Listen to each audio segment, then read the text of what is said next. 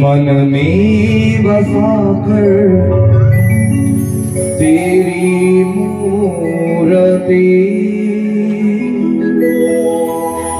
उतारूं मैं गिरधर तेरी आरती।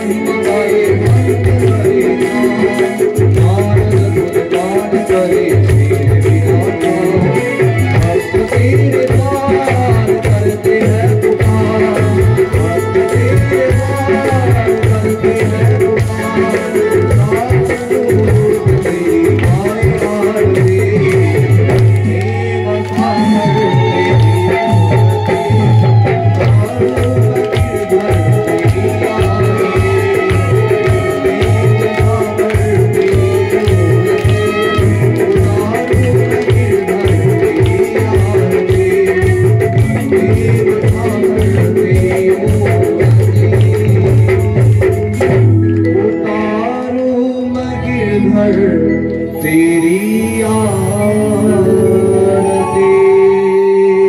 प्रेम से बोलिए भक्तवत्सल भगवान की, प्रेम से बोलिए बांके बिहारी लाल की, प्रेम से बोलिए राधे राधे।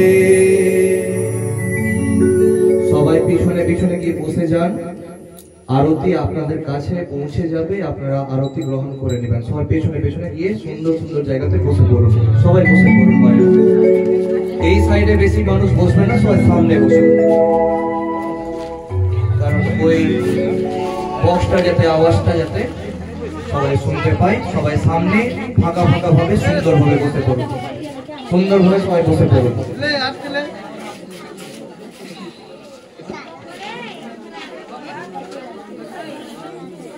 আর প্রত্যেককে বলে রাখি,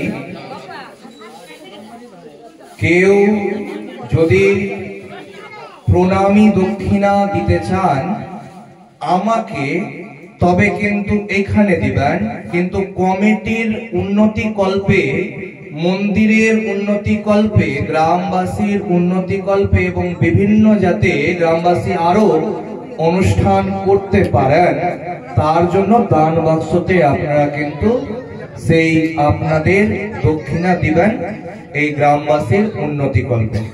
আমার প্রণামী যিনি যারা দিবেন আর কি সেটা দিবেন এখানে, কিন্তু গ্রামবাসী যদি দেন তো সেটা দিবেন সেই দান বাক্সে।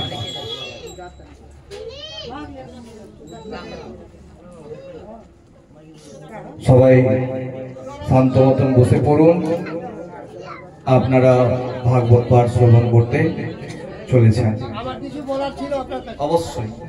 যখন আমি আজকের সময় 100 টাকা দান দিলাম, তো ওই নাম ধরলে তো আপনাকে দিলাম, ওটা নামটা বলে দেন। হেমরাজ চৌধুরী, তার নামটা উচ্চারণ করে দেন। বিশেষ ঘোষণা, হেমরাজ চৌধুরী, মাননীয় হেমরাজ চৌধুরী 100 টাকা দান করেছেন। ভগবান গোবিন্দের কৃপা তার উপরে বর্ষিত হোক। प्रेम से बोलिए श्री कृष्ण भगवान की, प्रेम से बोलिए बांके बिहारी लाल की, प्रेम से बोलिए राधे राधे। राधा साध्यम साधनम यस्य राधा, मंत्रो राधा मंत्रदात्री च राधा, सर्वं राधा जीवनं यस्य राधा, राधा राधा वाचि किं तस्य शेषम्। আপনারা সবাই বসে পড়ুন, আপনারা সবাই বসে পড়ুন। ওম নমো ভগবতে বাসুদেবায়, ওম নমো ভগবতে বাসুদেবায়, ওম নমো ভগবতে বাসুদেবায়। আপনারা শ্রবণ করতে চলেছেন ভাগবত পাঠ, ভাগবত মহাপুরাণ পাঠ। আপনারা দেখবেন রাস্তার ধারে বেশ অনেক দিন থেকে কিন্তু ব্যানার দেওয়া আছে। দাদার নামটা ভুলে যাচ্ছি আমি,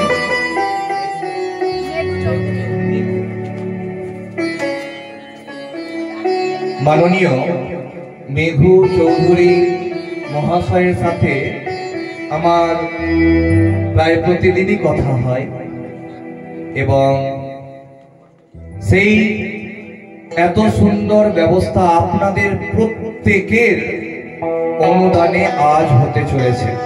প্রত্যেকের, গ্রামবাসীর প্রত্যেকের অনুদানে কিন্তু এত সুন্দর এক ভাগবত পাঠের আয়োজন করা হয়েছে।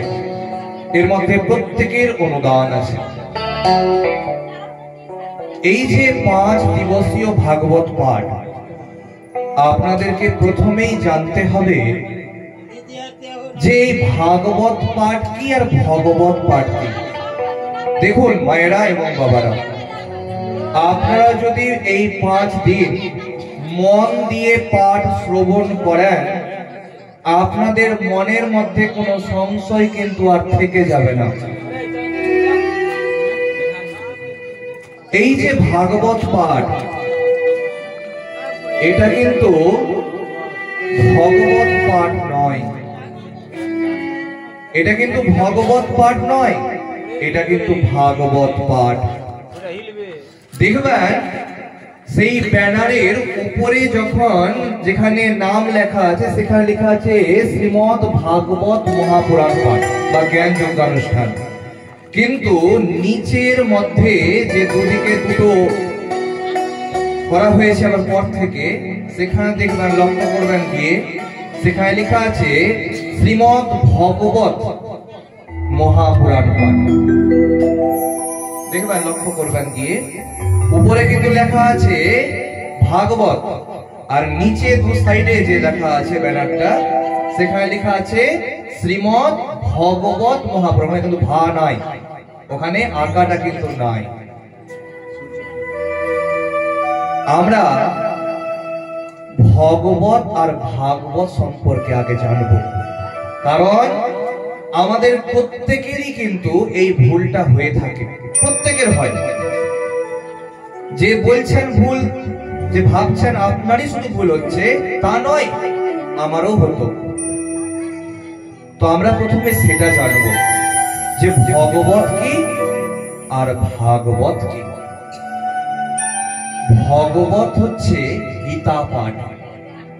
ওই জন্য সনাতনীরা আপনাদের বাড়িতে যে গীতা পাঠের বই আছে, সেখানে গীতা পাঠের বইটা আপনারা খুলে দেখবেন, প্রথমেই লেখা আছে, কি লেখা আছে? শ্রীমদ ভগবত গীতা। সেখানে কিন্তু ভাগবত গীতা লেখা নাই, সেখানে কিন্তু ভাগবত গীতা লেখা নাই। এই দেখুন, আমার কাছে ছোট আছে, দেখেন উপরে দেখেন শ্রীমদ ভগবত গীতা, সেখানে কিন্তু ভাগবত লেখা নাই। কিন্তু যখনই মহাপুরাণ দেখবেন, দেখেন কি লেখা আছে?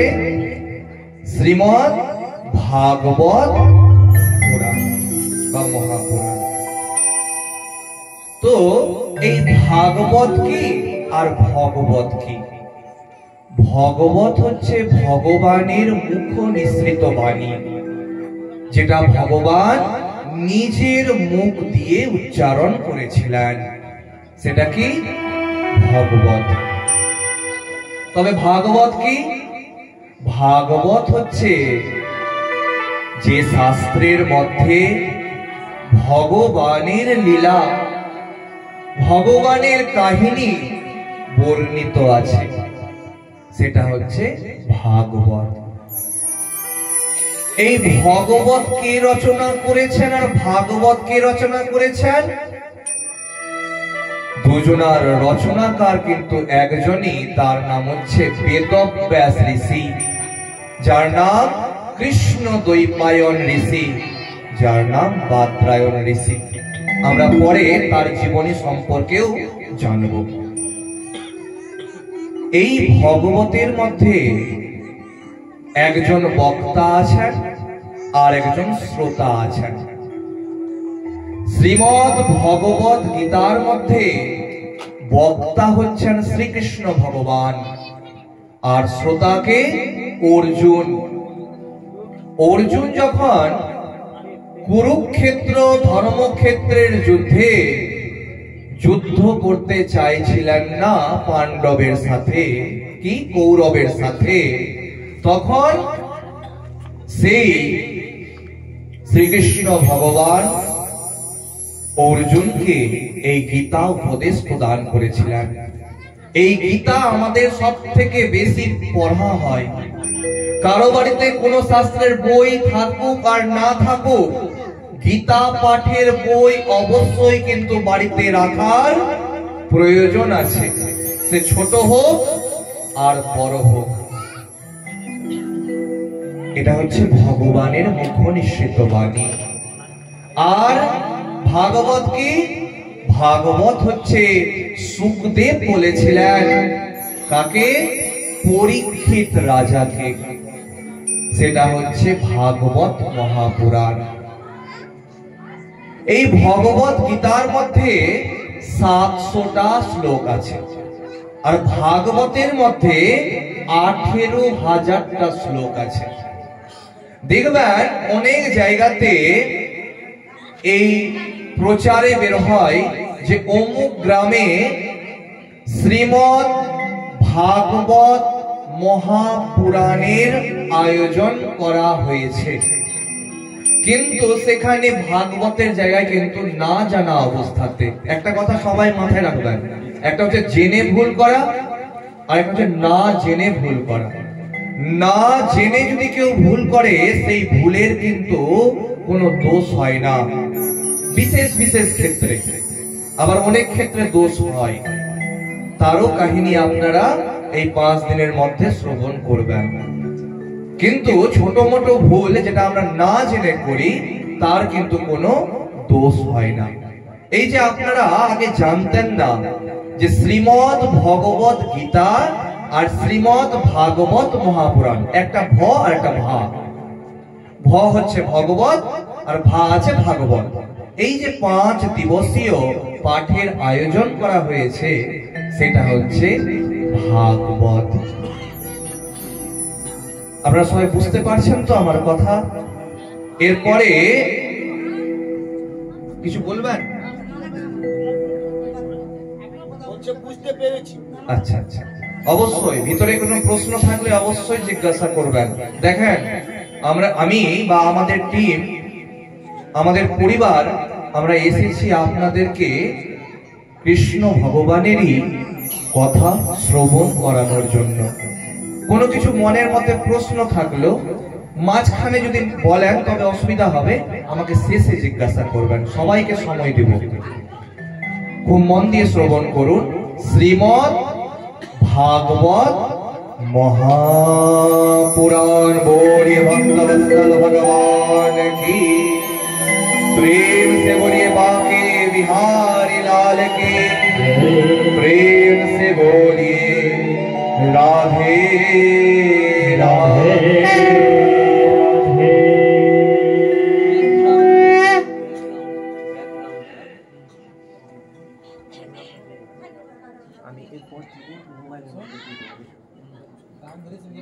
মন দিয়ে শ্রবণ করুন। এই গীতা পাঠ এবং ভাগবত পাঠ শ্রবণ করার আগেই আমাদেরকে জানতে হবে শ্রোতা কয় প্রকার।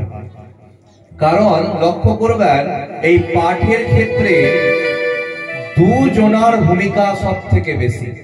কার কার? একজন হচ্ছেন বক্তা আর একজন হচ্ছেন শ্রোতা। যিনি বলছেন তিনি বক্তা, কিন্তু যারা শ্রবণ করছেন তারা কিন্তু শ্রোতা। এই শ্রোতা মায়েরা 3 প্রকারের হয়ে থাকে। এই শ্রোতা 3 প্রকারের হয়ে থাকে। 1 নম্বর হচ্ছে শ্রোতা, যে নিজেও শুনে না আর পাশে থাকা ভক্তকে শ্রবণ করতে দেয় না। কি করে? গল্প করে। কীর্তন শুনতে যাবেন, ভাগবত পাঠ শুনতে যাবেন, টোটো রিজার্ভ করে যাবেন কোথাও কীর্তন শুনতে, আর গিয়ে গল্প করবেন। কোথায়? হরিবাসরের মধ্যে। ভগবান বলছেন যে যে নিজেও শুনে না আর পাশে থাকা ভক্তকে শ্রবণ করতে দেয় না, সে আমার সব থেকে বড় শত্রু। কারণ সে তো নিজে শুনছে না, অন্য কাউকেও শ্রবণ করতে দিচ্ছে না। লক্ষ্য করবেন আমরা কিন্তু এটাই বেশি থাকি। দেখবেন 4 জন মহিলা একসাথে বসতে গেলেই সমস্ত পরিবারের কথা মনে পড়ে যায়, কিন্তু ভাগবত আসরের মধ্যে, কীর্তন আসরের মধ্যে কথা বলতে নেই মায়েরা এবং বাবারা। আজ আপনারা যদি কথা বলেন তবে আপনারা যে পুণ্য অর্জন করতে এখানে এসে উপস্থিত হয়েছেন, সেই পুণ্যর বদলে আপনারা কিন্তু পাপ গ্রহণ করবেন। কেন পাপ গ্রহণ করবেন? অন্য ভক্তকে শ্রবণ করতে না দেওয়ার পাপ, সেটা আরো ভয়ঙ্কর। দ্বিতীয় হচ্ছে শ্রোতা, শ্রবণ করতে করতে যারা ঘুমিয়ে পড়ে। লক্ষ্য করবেন মায়েরা এবং বাবারা, আপনারা সকাল সেই ভোর থেকে আপনারা কিন্তু কর্ম করেন, প্রত্যেকে কাজ করেন বলেই কিন্তু খেতে পান। আর যদি কাজ না করেন তবে কিন্তু কেউ আপনাকে খাইয়ে দিয়ে যাবে না। কিন্তু ভক্তিটা তখনই করা উচিত যখন আপনার ফাঁকা সময় থাকবে। আপনাকে কখনোই বলবো না যে আপনি সব সময় জপের মালা নিয়ে বসে জপ করুন, কারণ আপনাদের উপরে আপনাদের পরিবার আছে। তো এই জন্য দ্বিতীয় হচ্ছে শ্রোতা। এই যে সকাল থেকে আপনারা কর্ম করছেন, আসরের মধ্যে বসে আপনাদের কিন্তু ঘুমও আসতে পারে। ওই জন্য দয়া করে আপনারা আসরের মধ্যে ঘুমাবেন না, কারণ এই ভাগবত শ্রবণ করতে করতে দেবাদিদেব মহাদেবের পত্নী পার্বতী দেবীও পর্যন্ত ঘুমিয়ে গিয়েছিলেন আর শ্রবণ করেছিলেন অন্য কেউ, সেটাও আপনাদেরকে শ্রবণ করাবো। তো সেই শ্রোতা হতে যাবেন না, শ্রোতাও হবেন না আর শ্রোতাও হবেন না। 3 নম্বর হচ্ছে প্রকৃত শ্রোতা, যে মনের মধ্যে ভক্তি রেখে ভগবানের পাঠ শ্রবণ করে, তিনি হচ্ছেন প্রকৃত শ্রোতা। প্রেম সে বলিয়ে শ্রীকৃষ্ণ ভগবান কি, প্রেম সে বলিয়ে বাঁকে বিহারি লাল কি, প্রেম সে বলিয়ে রাধে রাধে। এবার আমরা শ্রবণ করতে চলেছি এই ভাগবত পুস্তক, ভাগবত গ্রন্থ খুলতে গেলে কোন মন্ত্র বলে খুলতে হবে। আপনাদের প্রত্যেকের বাড়িতে কোনো না কোনো শাস্ত্র আছে। সেই শাস্ত্র গ্রন্থ যখন আপনি খুলবেন, প্রত্যেক শাস্ত্র গ্রন্থকে খোলার সময় এই মন্ত্রকে আপনাকে কিন্তু বলতে হবে। কি মন্ত্র? আমার সাথে সবাই 3 বার প্রণাম করে বলুন। ওম নমো ভগবতে বাসুদেবায়, ওম নমো ভগবতে বাসুদেবায়, ওম নমো ভগবতে বাসুদেবায়।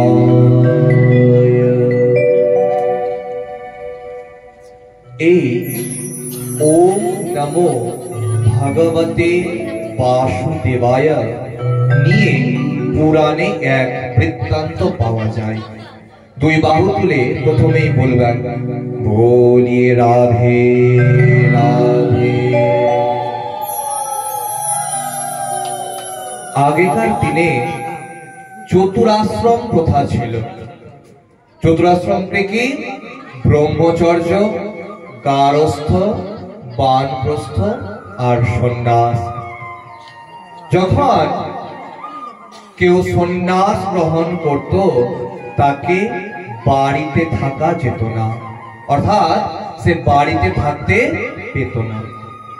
দেখবেন এখনকার দিনে মহারাজ্যি এই কথাটা কমন হয়ে গেছে। ভাগবত পাঠককেই সবাই কি বলে? মহারাজ্যি। বাড়িতে যারা থাকেন, যারা গৃহস্থ, তারা কিন্তু মহারাজ্যি নন। খুব মন দিয়ে শুনুন মায়েরা, আমি তো বলতে পারতাম যে ব্যানারের মধ্যে মহারাজ কথাটা লেখার কথা, বললাম না কেন? যে মহারাজ কাকে বলবেন? যিনি কোনো মঠে আছেন, কোনো আশ্রম আছে তার, তিনি বৃন্দাবনেই থাকেন, তবে তিনি কিন্তু মহারাজ। কিন্তু আমি 10 দিনের জন্য বৃন্দাবন ভ্রমণ করতে গেলাম, আর পাশে লিখলাম আমার নাম দিয়ে বৃন্দাবন। লক্ষ্য করবেন, আমরা বৃন্দাবন থেকে ভাগবত পাঠককে নিয়ে আসি, নদিয়া থেকে ভাগবত পাঠককে নিয়ে আসি, তাদের বাড়ি কিন্তু কোনো না কোনো অন্য জায়গায়, কোনো গ্রামে। তাদের হয়তো বাড়িতে পত্নী আছে, পুত্র আছে, কিন্তু তারা পাশে লিখে রাখছে কি? বৃন্দাবন। এটা করা কখনোই উচিত নয় মায়েরা। আমার যেখানে বাড়ি সেটাই আমার বাড়ি। আমার যদি বাড়ি বৃন্দাবনে হতো, তবেই আমার নিবাস স্থল বৃন্দাবন হতো। কিন্তু এখন লক্ষ্য করবেন, কোন গ্রামে ভাগবত পাঠ হচ্ছে, দেখবেন পাশে বড় করে লেখা আছে বৃন্দাবন থেকে আগত। কোথা থেকে আগত? বৃন্দাবন থেকে আগত। এটা করা কখনোই উচিত নয়। মহারাজজি তিনি, যিনি আশ্রমে থাকেন, সর্বত্যাগী, যিনি সর্বত্যাগ করে আছেন। তো আমরা ছিলাম কোথায়? না, ওম নমো ভগবতে বাসুদেবায়তে। তো আগেকার দিনে ব্রহ্মচর্য, গারস্থ, বানপ্রস্থ আর সন্ন্যাস, এই চতুরাশ্রম প্রথা ছিল। তো যিনি ব্রহ্মচারী হতেন, তিনি যদি রাজারও সন্তান হতেন, তাকেও কিন্তু আশ্রমে থাকতে হতো। তার জন্য আশ্রমে কোনো ভালো ব্যবস্থা ছিল না। যিনি গরিব, তার সন্তান যেমন ভাবে থাকতো, যিনি অনেক ধনী রাজার সন্তানও একই সাথে থাকতো। আপনারা সুদামা বৃত্তান্ত শ্রবণ করেছেন, আবার শ্রবণ করবেনও। সেখানে সুদামা এক গরিব ব্রাহ্মণের সন্তান ছিলেন, আর এদিকে শ্রীকৃষ্ণ ভগবান এত ধনী পরিবারের ছিলেন, থাকতেন তারা একসাথে। কিন্তু এখনকার দিনে যারা ধনী, তাদের জন্য আলাদা স্কুলের ব্যবস্থা হয়ে গেছে। যারা গরিব, তাদের জন্য হয়তো প্রাইমারি স্কুল।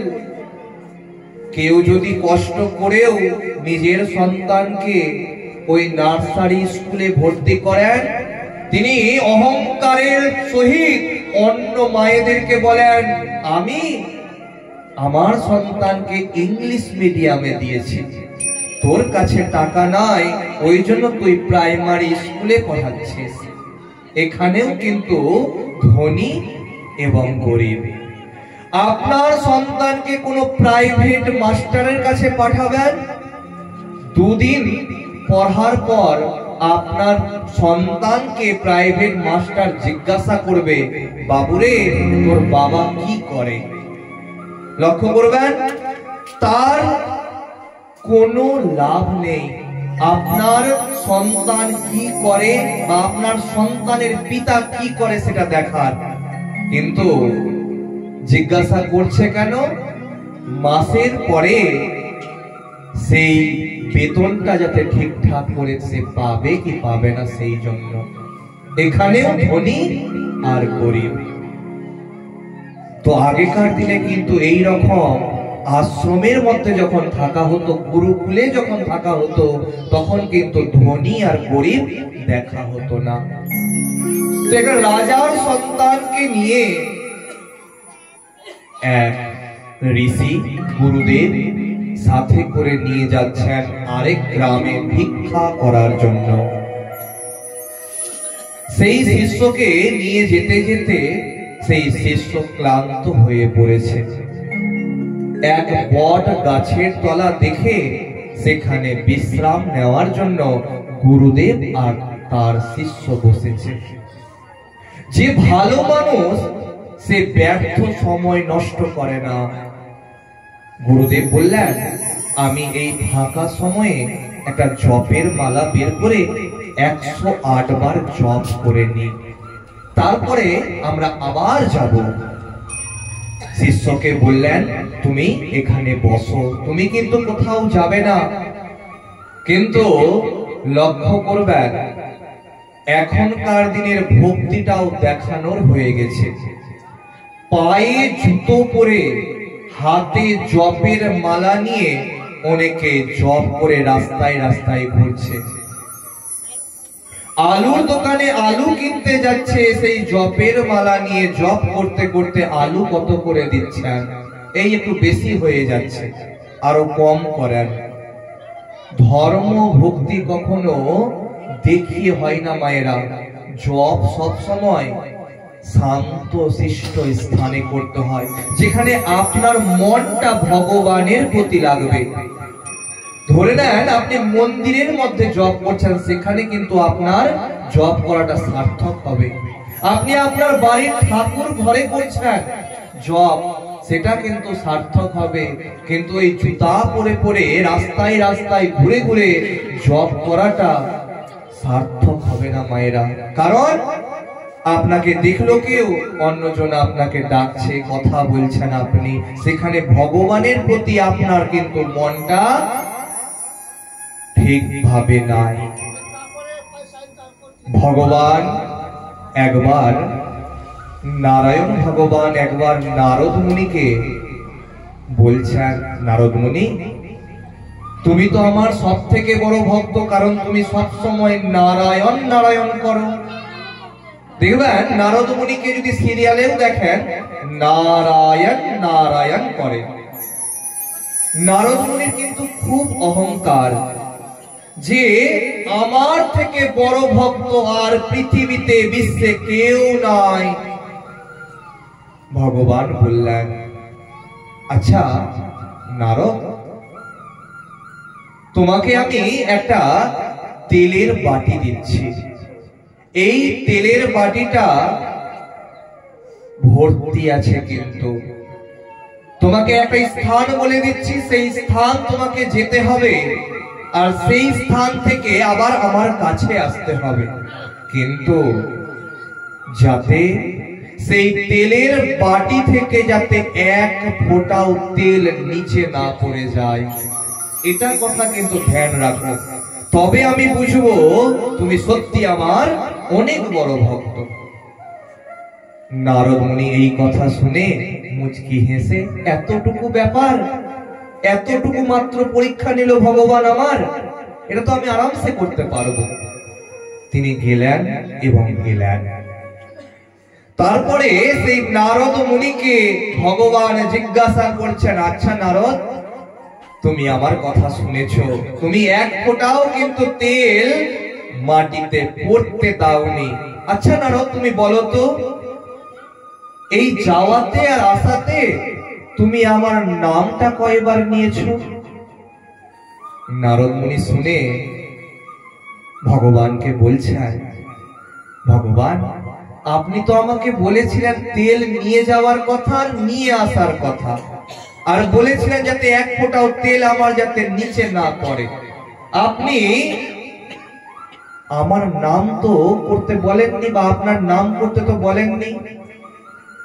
তখন ভগবান মুচকি হেসে বলছেন, আচ্ছা নারদ, তোমাকে আমি একটা কাজ দিলাম আর তুমি আমার নাম ভুলে গেলে।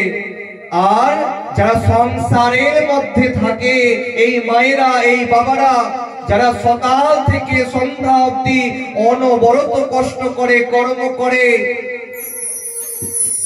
তারা যদি খাওয়ার সময়ও একবার গোবিন্দের নাম স্মরণ করে, তবে তারা বৈকুণ্ঠ ধাম চলে যায়। बोलिए वैकुंठ धाम की, प्रेम से बोलिए बांके बिहारी लाल की, प्रेम से बोलिए राधे राधे राधे। আপনাদের কাছে করজোরে অনুরোধ, আপনাদেরকে সব সময় নাম করতে আমি বলবো না যে সব সময় আপনি ভগবানের নাম করুন, কিন্তু কিছু বিশেষ বিশেষ সময়ে ভগবানের নামটা কিন্তু অবশ্যই কিন্তু গ্রহণ করবেন। কখন কখন? ঘুম থেকে ওঠার সময়, ঘুমানোর সময়, কিছু আহার অর্থাৎ খাওয়ার সময়, স্নান করার সময় ইত্যাদি সময় কিন্তু একটু ভগবানের নাম অবশ্যই স্মরণ করবেন। কারণ আমাদের শাস্ত্র বলছে যে সকালবেলা ঘুম থেকে ওঠার সময় আগে হাত দর্শন করতে। কি দর্শন করতে? হাত দর্শন করতে। কিরকম ভাবে? এইরকম ভাবে, कराग्रे वसति लक्ष्मी करमध्ये सरस्वती करमूले तु गोविन्दः प्रभाते करदर्शनम्। कराग्रे वसति लक्ष्मी, कर माने হচ্ছে হাত, হাতের অগ্রভাগে লক্ষ্মীর বাস। कर মধ্যে সরস্বতী, করের মধ্যস্থানে সরস্বতী মার বাস।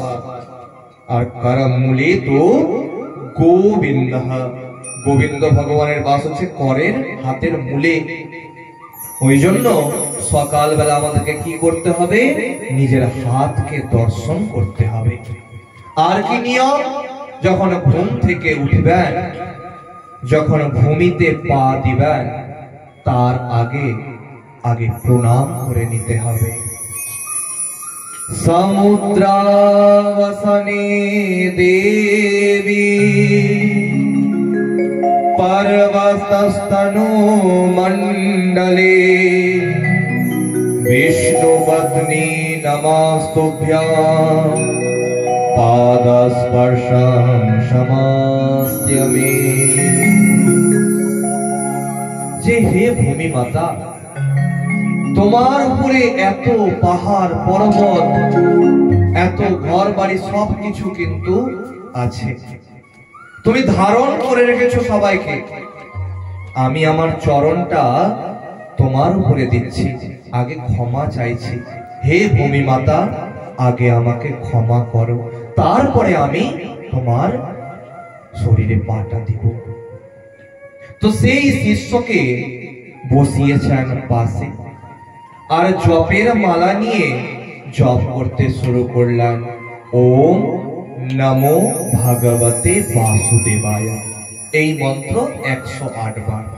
তার আগে সংকল্প করলেন যে কোনো কাজ সংকল্প ছাড়া কিন্তু হয় না। ওই জন্য আজ যে পাঠ শুরু হলো তার আগেও কিন্তু সংকল্প হলো। সংকল্প কি হলো? যাতে প্রত্যেক গ্রামবাসী ভালো থাকে, সুখে থাকে, শান্তিতে থাকে, নিরোগ থাকে, আপনাদের সবার উপরে গোবিন্দের কৃপা হোক। এই সংকল্প নিয়ে 5 দিন ধরে ভাগবত পাঠের আয়োজন করা হলো। ঠিক সেই রকম জপ করার আগেও সংকল্প নিতে হবে যে আমি কতবার জপ করব। মালা কেন জপ করে? মালার মধ্যে যে পুঁথিগুলো থাকে সেগুলো দিয়ে গোনা হয় যে আমার অতবার গোনা হয়ে গেছে বা নাম হয়ে গেছে। সেই জন্য আমরা মালা ব্যবহার করি জপ করার জন্য। আর আমরা কি করছি? সেই মালাকে নিয়ে আমরা বাজারের মধ্যে যাচ্ছি। দেখবেন সেই বাজারে যেতে যেতে মালা গুনতে গুনতে হাত থেকে মালাটা পড়ে যাচ্ছে ব্যাগের মধ্যে। কবার হলো ভগবান জানে। ওরকম করলে কিন্তু চলবে না মায়েরা। তো সেই শিষ্যকে বসিয়েছেন গুরুদেব, কিন্তু শুরু করলেন ধ্যান করতে। ওম नमो भगवते वासुदेवाय। ओम नमो भगवते वासुदेवाय। ओम नमो भगवते वासुदेवाय। এদিকে শিষ্যের কিন্তু মন আর সেই স্থানে থাকছে না। লক্ষ্য করবেন ছোট ছোট বাচ্চাকে আপনি কোথাও নিয়ে যাবেন, তাদের মনটা অল্পতেই চঞ্চল হয়ে যায়। কিন্তু আপনাদের গ্রামে কিন্তু আমি ব্যতিক্রম দেখতে পাচ্ছি। এত জায়গায় ভাগবত পাঠ করি, এত ছোট ছোট বাচ্চাগুলো কিন্তু এইভাবে সুন্দরভাবে বসে পাঠ শ্রবণ করে না। আপনারাও হয়তো অনেক জায়গা গেছেন পাঠ শুনতে, বাচ্চারা দৌড়াদৌড়ি করে, খেলাধুলা করে, চিৎকার চেঁচামেচি করে, কিন্তু দেখেন এতটা বাচ্চা আছে কিন্তু কেউ কিন্তু দৌড়াদৌড়ি চিৎকার চেঁচামেচি করছে না। এটা কিন্তু আপনাদের মায়েদের কিন্তু বিশেষ কৃপা আপনাদের সন্তানের উপরে, যে আপনাদের সন্তানগণ মন দিয়ে পাঠ শ্রবণ করছে। যখন ছোট ছোট বাচ্চাগুলো যখন জল আনতে গেল, আমি বাচ্চাগুলোকে দেখে ভাবছি যে এই বাচ্চা মেয়েটা কি জল আনতে পারবে? কিন্তু সেও কিন্তু ঠিক সুন্দরভাবে আনতে পারলো। এটা কিন্তু সেই মা আর বাবাদের অশেষ কৃপার ফল। আপনারা নিশ্চয়ই ভক্ত, সেই জন্যই আপনাদের সন্তান এত সুন্দর ভক্ত। কারণ মা বাবা যদি ভক্ত না হয়, সন্তান কিন্তু ভক্ত হতে পারে না। নয় বাবাকে ভক্ত হতে হবে, নয় মাকে ভক্ত হতে হবে, তবেই কিন্তু সন্তান ভক্ত তৈরি হবে। তো সেই শিষ্য চারিদিকে দেখতে দেখতে দূরে তার চোখ পড়লো একটা আখের খেতে, যেটাকে গ্রাম্য ভাষা থেকে কুশিয়ার বলা হয়। এবার একটা বাচ্চা সেই আখটাকে ভাঙতে পারুক আর না পারুক, সেটাকে দাঁতে কাটতে পারুক আর না পারুক, তার কিন্তু লোভ জন্মায় সেই আখকে দেখে। তো সেই আখ যখন দেখলো, গুরুদেব তো ধ্যান করছেন, তিনি কিন্তু সেই শিষ্য কিন্তু চলে গেল ওই আখকে ভাঙার জন্য। এবার আখ ভাঙতে যাচ্ছে, গুরুদেব কিন্তু সব দেখতে পাচ্ছেন কিন্তু বলতে পারছেন না। কেন? জপের মাঝখানে কথা বলতে নেই মায়েরা। এবার যে কোনো জমি, ক্ষেত, বাগানে পাহারাদার থাকে, রক্ষীগণ থাকেন। তারা কিন্তু দেখবেন কোন জায়গাতে চুপটি করে কোন জায়গাতে বসে থাকেন, যদি কোনো চোর যদি আসে চুরি করতে, তাদেরকে ধরবেন বলে। যখনই সেই শিষ্য গিয়ে আখটা ভেঙেছে, জোরে আওয়াজ হয়েছে। এই আওয়াজ শুনে সেই পাহারাদার লাঠি নিয়ে দৌড়ে দৌড়ে আসছে সেই শিষ্যকে ধরার জন্য। গুরুদেবের 106 বার সেই মন্ত্র জপ করা হয়ে গেছে, মাত্র আর 2 বার বাকি আছে।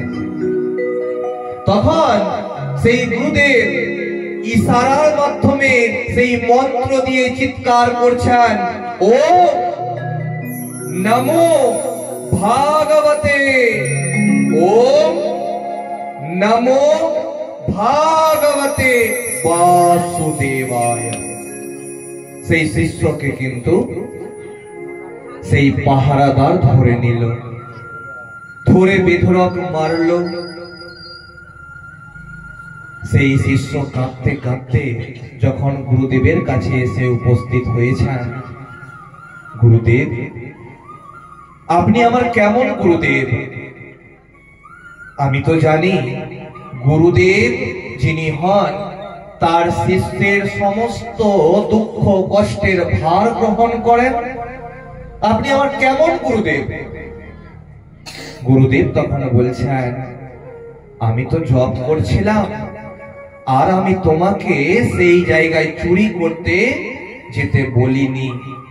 তুমি আমার কথা অমান্য করেছো, তবুও আমি যেহেতু তোমার গুরুদেব, তোমাকে শেখানোর দায়িত্ব কিন্তু আমার, সেই জন্য তোমাকে আমি ইশারার মাধ্যমে ডাকার চেষ্টা করেছি। শিষ্য এই কথা শুনে চমকে গেল। কি ব্যাপার, আমাকে ডেকেছেন আপনি? আপনি মিথ্যা কথা বলছেন। কখন আপনি ডাকলেন? কেমন করে ডাকলেন? ইশারার মাধ্যমে ডেকেছি। কেমন করে? ও সেই শিষ্যটার নাম ছিল ওম। নমো মানে হচ্ছে নমো মানে হচ্ছে নামো, এমনি বলে বলা হচ্ছে নামো মানে হচ্ছে নমস্কার করা, কিন্তু সেখান থেকে নামার কথা বলা হচ্ছে। সেই ক্ষেত থেকে তুমি নামো ভাগবতে, তুমি সেখান থেকে পালাও, ভাগো সেখান থেকে। কিন্তু তুমি বুঝতে পারোনি, কারণ গুরুদেবের কথা তুমি যেহেতু অসম্মান করেছো, সেহেতু উপরে যে জগতের গুরু বসে আছেন তিনি তোমাকে কিন্তু রেহাই দেয়নি।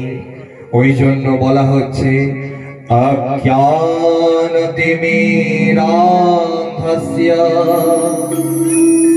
জ্ঞানাঞ্জনা শলাকয়া চক্ষুর উন্মিলিতম येन তস্मै শ্রী গুরবে নমঃ। হে গুরুদেব, আমাদের সবার কিন্তু জন্ম হয়, আমরা সবাই কিন্তু পড়ালেখা করি, কিন্তু যতক্ষণ পর্যন্ত সদ্গুরুর চরণ আমরা ধরতে পারি না, ততক্ষণ পর্যন্ত আমরা জ্ঞানের চক্ষু আমাদের খুলে না। আর এই জ্ঞান চক্ষু খুলেন কে? গুরুদেব। সেই গুরুদেব কেমন হবেন? सतगुरुदेव। प्रेम से बोलिए गुरुदेव भगवान की, प्रेम से बोलिए बांके बिहारी लाल की, प्रेम से बोलिए राधे राधे।